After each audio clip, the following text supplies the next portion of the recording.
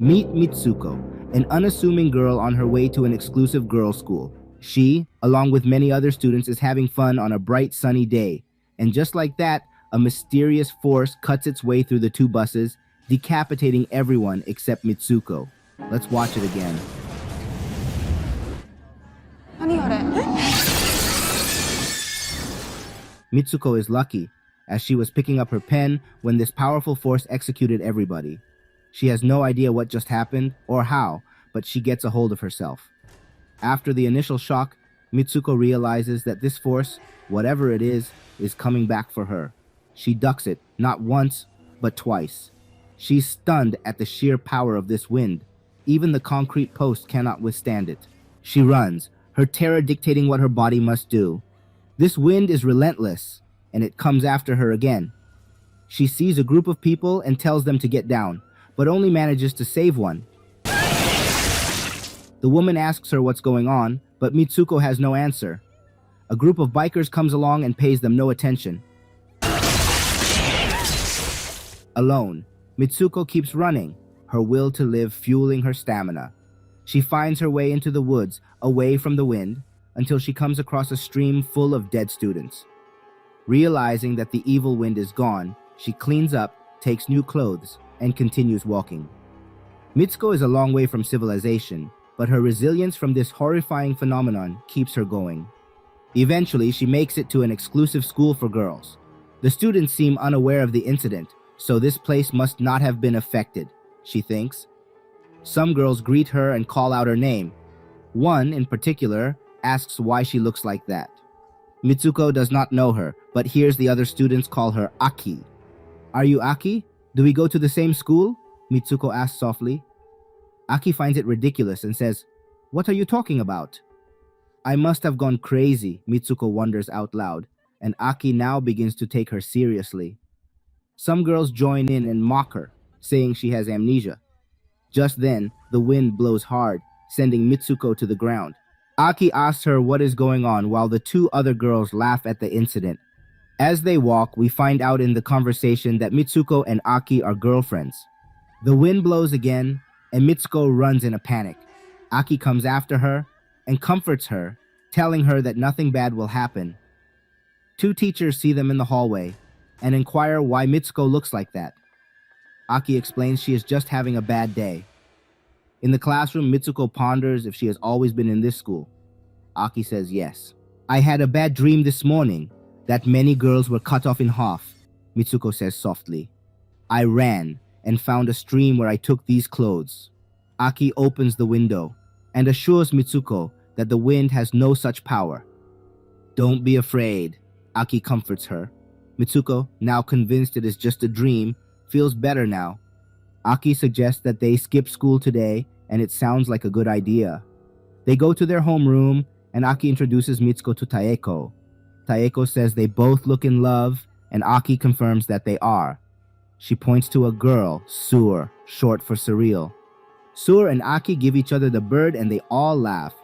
"We should skip class," Aki tells them. "We should go to the woods." A teacher blocks their way and asks them what they are up to. They say they have nothing mischievous in mind, and they take off.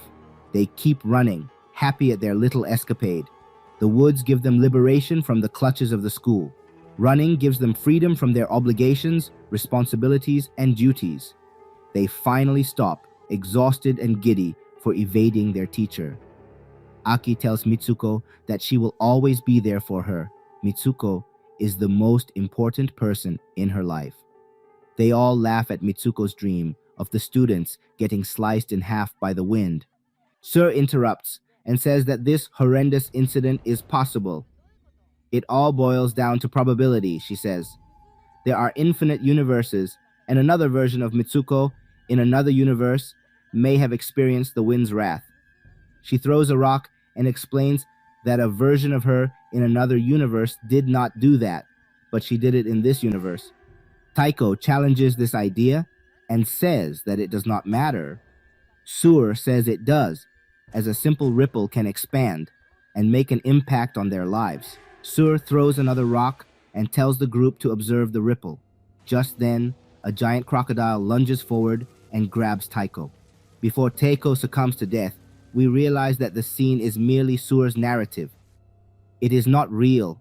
Sur says that it is just one among many possibilities in an infinite number of universes. The group sees a pillow and tosses it around. Someone probably camped here and left it. As they play, Mitsuko sees a drop of blood but decides to ignore it. Sur says that if you want to change your reality, just do something unexpected, something completely random. She stops her silliness and says that our reality is probably destined. Using a feather, she explains how the time it takes for it to fall to the ground has been predetermined. Where it falls has also been decided. This saddens Mitsuko, as she now understands that she cannot change her destiny. Sur says it is possible to trick fate by doing something spontaneously. You must do something weird, something you are not likely to do. Aki gets tired of this intellectualization and invites them to go back to school. Sur tells Mitsuko to stay strong, that life is surreal and to not let life consume her. They make it back just in time for their next class. As the teacher writes on the board, Mitsuko notices a pillow on the floor. Aki tells her to pass it, and just like that, all the students get blasted with bullets. It is the teacher, furious about her students cutting classes. Before Mitsuko gets hit, Taiko and Sur arrive and pull her out. They hide in another room, where a different teacher shoots another student. Taiko sacrifices herself. Without hesitation, this teacher shoots her hand. Not satisfied, she blasts Taiko's head. Sur and Mitsuko see an opportunity to run, but the teacher fires at Sur. Before dying, she tells Mitsuko that life is surreal and that she must not let it consume her. The teacher fires another volley of bullets and Mitsuko flees. In the hallway, all the students run to the exit. All their teachers have gone insane, firing indiscriminately at all the students. One student tells Mitsuko to do something. She has to think why this is happening, that their fate is in her hands. The wind is back, and Mitsuko now faces two dangers. She keeps running and finds herself in an empty town. She runs and runs until she gets to a populated area. Mitsuko heads straight to a police precinct, but cannot find the words to explain what is going on. The police officer recognizes her and calls her Keiko. "Who is Keiko?" Mitsuko asks, still in shock. The policewoman laughs and asks why she is wearing a school uniform. "I am Tomoko," the officer says while showing her a mirror. Mitsuko's world has changed. In this reality, she is Keiko, and she is about to get married.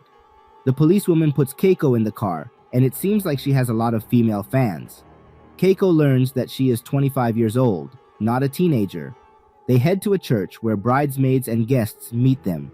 Inside, Keiko is shocked to see Aki, who tells her to hurry up and get dressed. Aki sends the other girls away and tells Mitsuko not to panic. "You are both Mitsuko and Keiko, and today is your wedding day," Aki explains. Keiko demands an explanation, but Aki says they have no time for this. She must dress up and attend her wedding. The girls come back and Aki attacks one of them. "This is what you must do to all of them," Aki demonstrates, and she attacks more of the guests. With all the girls dead, Aki tells Keiko to head on to the church. She hands Keiko a broken bottle and instructs her to use it later. The guests are ecstatic, and they shower Keiko with flowers. On the sanctuary, we see something that resembles a coffin. The crowd goes wild, unhinged, and they take off their clothes. Finally, Keiko reaches the coffin, where she meets her groom. Keiko now understands why Aki handed her a bottle. She stabs the groom and attacks the guests. Aki arrives and tells her they must leave. However, the two teachers are back, and both of them are now sporting an assassin's look. Aki and Keiko fight their way through, and they manage to temporarily disable the two teachers. "We should go," Aki says. Outside, Aki instructs Keiko to run. She will distract the enemies while Keiko escapes. Keiko runs, not knowing where to go. Someone calls her attention to come over. Now, here is another twist. This runner calls her by the name of Izumi. Looking at the mirror, Keiko realizes that her face has changed again. She is now Izumi, a marathon participant. Some girls join in and laugh at her confusion. They tell her to just keep up with the marathon. In this world, Mitsuko is Izumi, and she is a champion runner. Today is Izumi's big race, the girls tell her. She sprints forward and she spots Suer. She also sees Taiko. Aki, now dressed as a runner, tells her to focus on running. Behind the runners, the pig groom and teachers make their way through. Sir tells Izumi that she must escape this world. The girls split to divert the pursuers, and Izumi continues the course. She keeps running, hoping this will end. I am close to winning, she thinks. However, instead of reaching the finish line, she finds herself in a cave. A student waves at her and takes her deep into the gigantic cavern. What she sees horrifies her. While still in shock, the student's personality takes an evil turn and asks Izumi to die. For as long as you are alive, the rest of us girls will die, she says. She screams that in this world, everybody dies because of Izumi. Aki comes to the rescue and they run to safety. Aki tells Izumi to say, I am Mitsuko, again and again, which she does until she morphs into her original self. Now that Mitsuko is back, Aki tells her that there is only one way out, and that is to pull these strings. Doing so will destroy Aki, but it will also open a portal to Mitsuko's salvation. This world, Aki explains, is fictional. Somebody dragged them into this world and only Mitsuko can save them all because she is the main character. If Mitsuko does not pull the strings, this world and its people will continue to try to kill her. Though reluctant, Mitsuko pulls the strings. As Aki disintegrates into nothingness, a portal opens. Mitsuko gets in and finds herself in a kitchen. Outside, she realizes that this is a world of vulgar and obscene men. She is in a dystopian world where all the people are men. They are obsessed with a violent 3D horror game called Tag. This game has 3 playable characters, Mitsuko, Keiko, and Izumi. A young man approaches her and says he never thought she would come this far. You are in the future, Mitsuko, the man says, and Mitsuko loses consciousness. When she comes to, she finds herself in a cave full of mannequins. These are mannequins of the girls in the 3 worlds she has been to. She keeps walking and sees an old man playing the Tag video game, a game depicting all the events that she went through. This old man greets her and says that she died 150 years ago in the spring of 2034. He got a sample of Mitsuko's DNA and her friend's DNA too. He made clones of the girls in real life. Not satisfied with that, he used the DNA to put them in a computer game, all for the entertainment of men.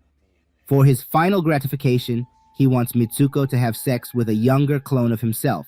This is his last wish, he says. Having sex with Mitsuko was his dream, an unfulfilled dream that died with Mitsuko 150 years ago. Mitsuko lies down beside the clone and remembers that she can change her reality by doing something unexpected. She attacks the young clone and tells him to stop treating girls as objects and toys. Done with the young clone, she takes the old man's cane and stabs herself with it. She now knows that she must kill herself in each of these worlds. Only then will she find freedom and escape from the game. She takes her life, all 3 versions of her, Mitsuko, Keiko, and Izumi. She wakes up in a snowy place knowing that it is over. Mitsuko runs. She is finally free. And that is the end of the movie. If you enjoyed this video, then I recommend you watch what's on your screen right now. Do not forget to like, comment, and subscribe. Thank you for watching and see you next week.